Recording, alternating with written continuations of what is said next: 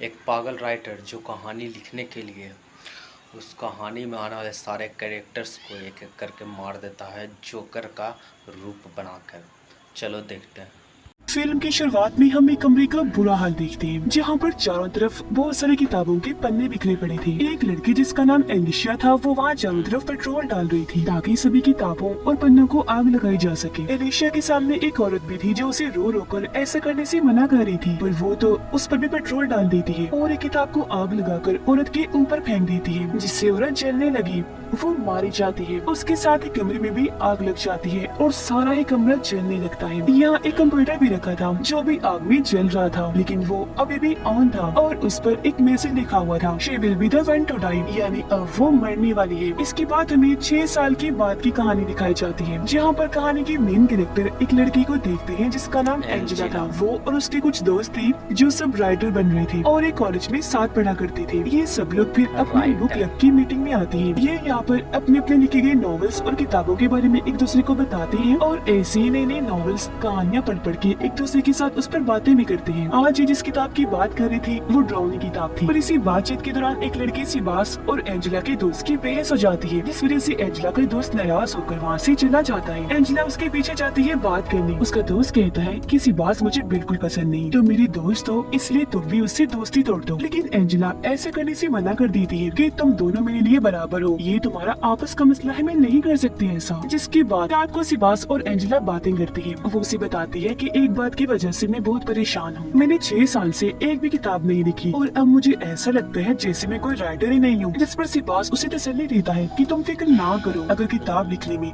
तुम्हें कोई भी मदद चाहिए तो मुझे बता देना, मैं तुम्हारा पूरा साथ दूंगा। ये दोनों मिले और वहाँ से अपने अपने रास्ते निकल जाते हैं। अब एंजेला को अपनी गलती का एहसास हुआ, इसीलिए वो अपने दोस्त से अपने बुरे बर्ताव के लिए माफी मांगती है। जिसके बाद वो घर आ गई और प्रोफेसर को ईमेल करने का सोचती है। उसने पूरा मैसेज लिख लिया था कि मैं किताब लिखने के लिए नई कहानी की तलाश कर रही हूँ, तो सर मुझे आपकी मदद चाहिए। अब वो थोड़ा सोचती है, फिर मेल करने से रुक जाती है क्योंकि तभी उसे सिबास की बताई हुई किताब याद आ जाती है जिसका नाम था किलर क्राउन, यानी इस किताब में कातिल एक जोकर था, पर था वो आम इंसान ही। जोकर वो एक बीमारी की वजह से बनता है। जब भी उस पर वो बीमारी हावी होती है उसका दिमाग इतना खराब हो जाता है कि वो जोकर का मास्क और कपड़े पहन लिया करता है और फिर दर्दनाक तरीके से वो लोगों को मारता है। अब ये देखकर एंजेला भी काफी डर गई और लैपटॉप बंद कर देती है। अगले दिन क्लास में प्रोफेसर बताते हैं कि ड्राउनी कहानियाँ लिखने में लोग बहुत बड़ी बड़ी गलतियाँ कर देते हैं, जिस वजह से उन कहानियों में बहुत सारी कमियां रह जाती हैं और कहानी में मजा नहीं आता। जैसे कि एक राइटर किसी दूसरे की ड्राउनी कहानी लेकर उसे अपने हिसाब से बदलकर नई कहानी बना देता है और एक अच्छा राइटर बनने के लिए खुद ही अपनी कहानी बनाओ कैसे भी करके। अब ये सुनकर एंजेला सोच में पड़ जाती है क्योंकि जाहिर है वो भी किसी की कहानी लेने का सोच रही थी अपनी कहानी बनाने के लिए। क्लास खत्म होने के बाद प्रोफेसर एंजेला से बात करती है, कहने लगी जरा ऑफिस में आओ, मुझे तुमसे बात करनी है। एंजेला जब वहाँ गई तो प्रोफेसर बताते हैं कि मुझे तुम्हारी भेजी हुई ईमेल मिल गई थी। ये सुनकर वो सोच में पड़ जाती है कि मैंने तो मेल सेंड ही नहीं की थी, लेकिन फिर उसे ख्याल आया कि शायद मैंने मेल भेज दी होगी जो मैं भूल गई हूँ। फिर प्रोफेसर उसे अपने बारे में बताने लगते हैं कि मेरी जिंदगी कुछ खास अच्छी नहीं चल रही, बहुत परेशानियाँ हैं क्योंकि मेरी डिवोर्स होने वाली है। अब एंजेला भी अपने बारे में बताने लगती है। ये सैड मुकम्मल कहानी बनाने के लिए मुझे आपकी मदद चाहिए। ये सुनकर प्रोफेसर वहाँ का दरवाजा बंद करते हुए कहते हैं, अच्छा ये मेल थी,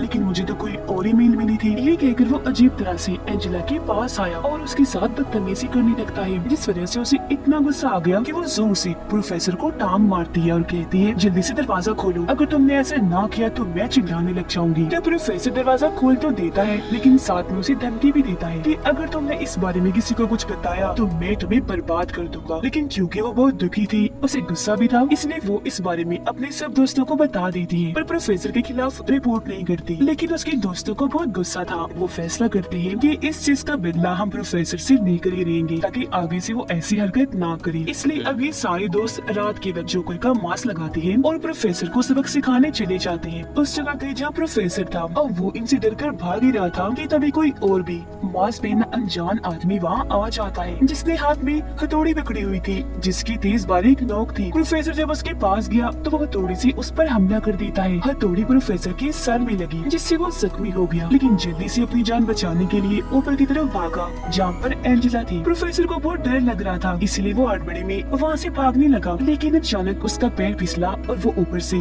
सीधा नीचे जाके गिरता है। नीचे नोक वाला खंबा लगा हुआ था जिसके ऊपर प्रोफेसर गिरा और वो इसके आर पार हो गया, जिससे मौके पर ही प्रोफेसर की मौत हो जाती है। इतनी ही देर में बाकी सभी ऊपर आ गए और ये सब देखकर उन्हें लगा कि प्रोफेसर को एंजेला ने ही मारा है धक्का देकर, लेकिन वो रोती हुई अपनी सफाई में बताती है कि मैंने नहीं मारा उन्हें। वो जब ऊपर आई थी तो उनके सर पर पहले से खून लगा हुआ था। इन्हें नीचे ही किसी ने उन पर हमला किया।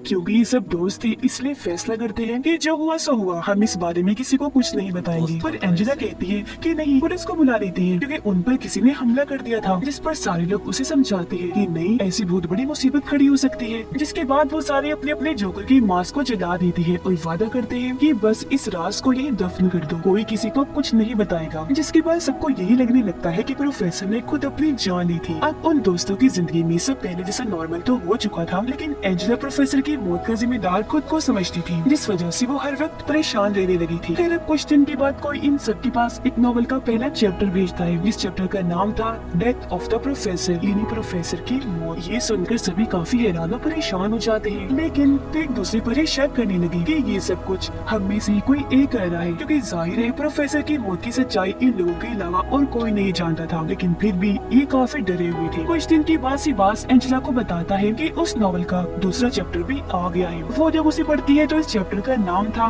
कि पागल जोकर ने तुम्हारे एक दोस्त को मार दिया। तो अब चैप्टर के मुताबिक एंजेला और सिबास उस जगह पर पहुंच जाती है जहां जोकर ने इनके दोस्त को मारा था। इन्हें वहाँ अपने दोस्त की लाश तो नहीं मिलती, लेकिन दीवार पर लिखा हुआ जोकर का मैसेज मिल जाता है जो था टू बी कंटिन्यूड, यानी ये जारी रहेगा। अब तब यहाँ इनकी एक और दोस्त आ गई जो बताती है कि मैं पता लगवा सकती हूँ वो जोकर कौन है। जिसके बाद ये सब कॉलेज में एक जगह इकट्ठा होते हैं और इनकी वो दोस्त बताती है कि वो जोकर हमारे कॉलेज का ही है, वो हम सबको अच्छे से जानता है और उसे ये भी पता है कि खौफ कैसे फैलाते हैं। उसने अपने नॉवल के लिए हम दोस्तों को चुना है, तो इस हिसाब से हम ही उसकी कहानियों के कैरेक्टर्स हैं। बहरहाल वो जो भी है ड्राउनी चीजों को पसंद करने वाला है, इसीलिए हमें इंटरनेट पर और कॉलेज की वेबसाइट पर ही उसे ढूंढना चाहिए कि कौन ड्राउनी चीजों को पसंद करता है। अगले दिन ये अपनी अपनी तरफ से कॉलेज की सारी जानकारी निकाल लेती है और इन्हें पता चलता है कि इस पूरे कॉलेज में सिर्फ यही लोग हैं जो ड्राउनी चीजों को पसंद करते हैं। तो अभी मुमकिन हो सकता है कि वो जोकर इन्हीं में से हो। अब प्लान के मुताबिक ये लोग लाइब्रेरी में गए। एंजेला जब अकेली थी तो तभी उसके पास जोकर का मैसेज आता है जो कह रहा था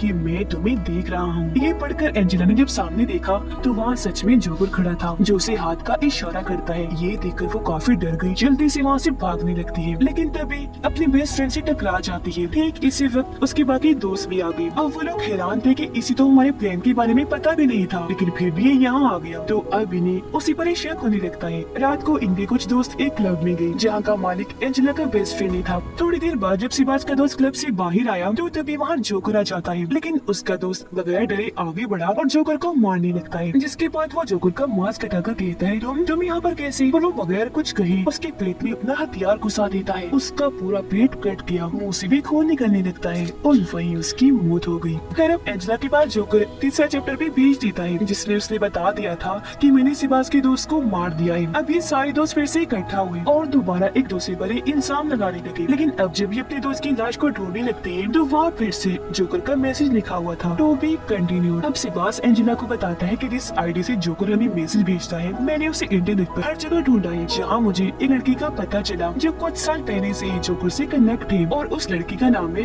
एलिशिया, यानी वही जिसने शुरुआत में किताबों वाले कमरे में आग लगा दी थी। अब एलिशिया का नाम सुनकर एंजेला बताती है कि मैंने जो नॉवल लिखा है वो इसी लड़की को मेन कैरेक्टर बना के लिखा। इस लड़की ही वो नॉवल और कहानियों की दीवानी थी, इसलिए वो एलिशिया को हर वक्त कुछ न कुछ सुनाने को कहती थी, लेकिन जब वो मना करती तो उसकी मौत उसे खूब मारती थी। तो इसी वजह से तंग आकर एक दिन एलिशिया ने अपनी किताबों वाले कमरे को भी आग लगा दी, जिसके बाद उस पागल लड़की ने अपनी मॉम को जलाकर मार डाला। इन्हें जो शुरुआत में हुआ और वो औरत जो रो रही थी वो एलिशिया की मॉम थी। एंजेला बताती है कि मुझे कहानी काफी पसंद आई थी और क्योंकि मेरे पास लिखने के लिए कोई आइडिया नहीं था इसलिए मैंने अपनी किताब में एलिशिया की कहानी लिखी। वो कहानी लोगों को इतनी पसंद आई कि मेरी किताब बहुत मशहूर हो गई। मेरी ये कामयाबी देखकर एलिशिया को बहुत गुस्सा आया। उसने मुझसे राब्ता किया और कहा कि इस चीज का बदला मैं तुमसे लेकर रहूंगी। हालांकि मैंने उसे समझाया कि मत करो, माफी भी मांगी, लेकिन उसने कहा कहा कि देखना एक दिन मैं ऐसी कहानी लिखूंगी जिससे तुम्हें बहुत तकलीफ होगी और मुझे सुकून मिलेगा। जो सुनकर सिबास कहता है अच्छा, तो इसका मतलब कि एलिशा ही जोकर है। जिस पर एंजेला कहती है पर उसकी तो मौत हो चुकी है, क्योंकि जब उसने अपनी मॉम को जलाकर मारा था तो बाद में उसने अपने आप को भी जलाकर मार लिया था। लेकिन इस सब की जिम्मेदार मैं हूँ, ये जो भी हो रहा है मेरी वजह से हो रहा है। ये सुनकर सिबास उसे गले से लगाकर तसल्ली देता है और यहाँ वो अपने दिल की बात भी बता देता है कि मैं तुमसे प्यार करता हूँ।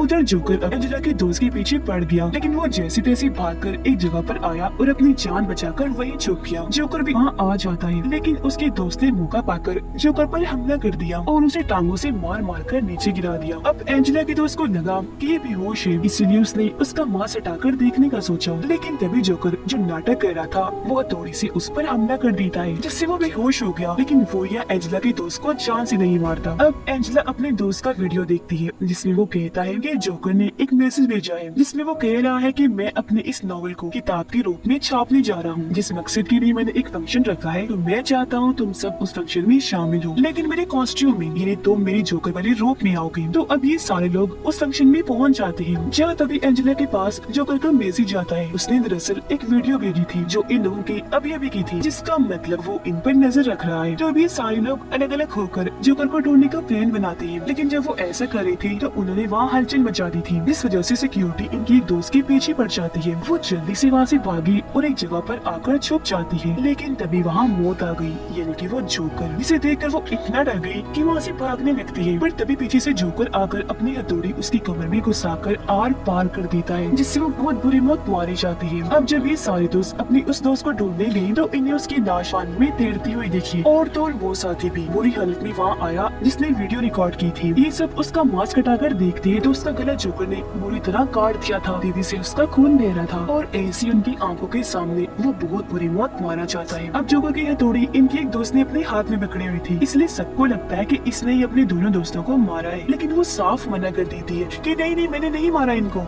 इस सारी सूरत की वजह से एंजेला भी होश हो जाती है, और जब उसे होश आई तो उसका बेस्ट फ्रेंड एंजेला को एक वीडियो दिखाता है जिसमें जोकर ने सिबास को पकड़ के बांधा हुआ था। एंजेला जब सिबास को बचाने उस जगह पर जाती है तो वो ये देखकर काफी हैरान रह जाती है कि ये लोग अपने जिस दोस्त पर शक कर रहे थे उससे भी बुरी तरह जख्मी कर दिया था। उसकी हालत मरने वाली थी, लेकिन वो एंजेला को बताती है कि मैं जोकर नहीं हूँ, जो बताकर उसकी मौत हो जाती है। तब उसके बाद एंजेला सिबास के पास जाकर उसे बचा लेती है। ठीक इसी वक्त यहाँ पर एंजेला का बेस्ट फ्रेंड भी आ गया, जो उसे बहुत हैरान कुन जानकारी देता है। कहने लगा कि असल में सिबास ही जोकर है, क्योंकि एंजेला ये सब कुछ वो इसलिए कर रहा है क्योंकि तुम्हारे लिए पागल है, तुम्हें पाना चाहता है। अब तभी सिबास अपनी जगह से उठा और अपने हथौड़ी को उसके बेस्ट फ्रेंड की पेट में घुसाकर बुरी तरह उसे जख्मी कर देता है, जिसके बाद वो हथौड़ी दिखाकर एंजेला को भी डराने लगा और कहता है कि हाँ मैं ही क्लोन वो जोकर हूँ, और ये भी सच है कि ये सब मैंने तुम्हें पाने के लिए किया, ये सब मैंने पूरे प्लान से किया। मैंने पहले सारी कहानी बनाई, फिर कैरेक्टर्स बनाए और फिर एक एक करके जिसकी बारी थी उन सबको मार दिया, जिससे यह हम समझ पाए कि वो असल में एक पागल राइटर है जो अपने मकसद को पाने के लिए अपनी कहानी को ऐसे खतरनाक मोड़ देता है कि उसे हर हाल में वो पूरा करता भी है। ये सब बताते बताते वो एंजेला के काफी पास आ गया। तब मौका पाकर वो उसकी गर्दन में पेन घुसा देती है, जो आर पार होकर उसके मुंह में घुस गया। उसे तकलीफ होने लगी। तब मौका पाकर वो जल्दी से यहाँ से भागने लगती है, लेकिन तभी सामने एंजेला की एक और दोस्त आ जाती है, वो भी जोकर के कॉस्ट्यूम में, हाथ में उसने भी हथौड़ी पकड़ी हुई थी। वो कहती है मैं एलिशा हूँ, जो मरी नहीं थी बल्कि बच गई थी, और मैंने ही सिबास के साथ मिलकर ये सारी कहानी लिखी थी और तुम्हारे सभी दोस्तों को एक एक करके मार दिया। मैंने ऐसा इसलिए किया क्योंकि मेरा प्लान था कि मैं ये साबित करूँ कि तुम्हें भी जोकर वाली वो बीमारी हो गई है, इसलिए तुमने अपने सभी दोस्तों को मार दिया। सारे इल्जाम तुम पर आ जाएगा, तुम फंस जाओगे, जिसके बाद तुम्हारी इस कहानी को किताब की सूरत देकर सिबास पब्लिश करेगा, इन्हें छापेगा और सभी लोगों को ये बहुत पसंद आएगी, बिल्कुल जैसे इसे तुम्हारी चुराई हुई मेरी कहानी हिट हुई थी और तुम मशहूर हो गई। और सिर्फ यही नहीं बल्कि मैं और सिबास इस पर एक फिल्म भी बनाएंगे और खूब पैसे भी कमाएंगे। जब वो ये बातें बता रही थी तो एंजेला उन दोनों के पीछे अपनी बेस्ट फ्रेंड को देखती है, जो मरा नहीं था बस जख्मी हुआ था। एंजेला उनका ध्यान भटकाती है, तब उसका दोस्त सिबास को धक्का दे देता है उसी जगह से जहाँ से प्रोफेसर गिरा था, वो भी नोकदार खंबे पर ही गिरा था, जो उसके मुंह से होता हुआ सर के आर पार हो जाता है और ऐसी सिबास की मौत हो जाती है। ये देखकर एलिशा उसके दोस्त पर हथौड़ी से हमला कर देती है, जिससे वो काफी जख्मी हो जाता है।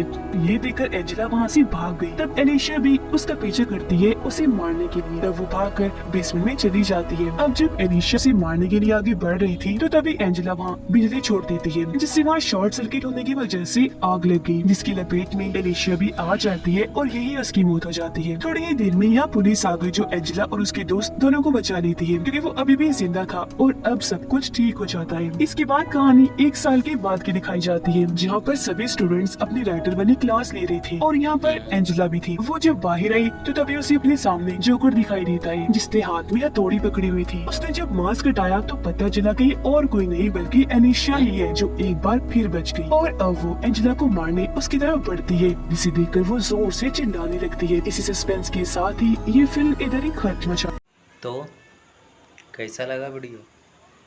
बढ़िया लगा हो तो अपना काम कर दो।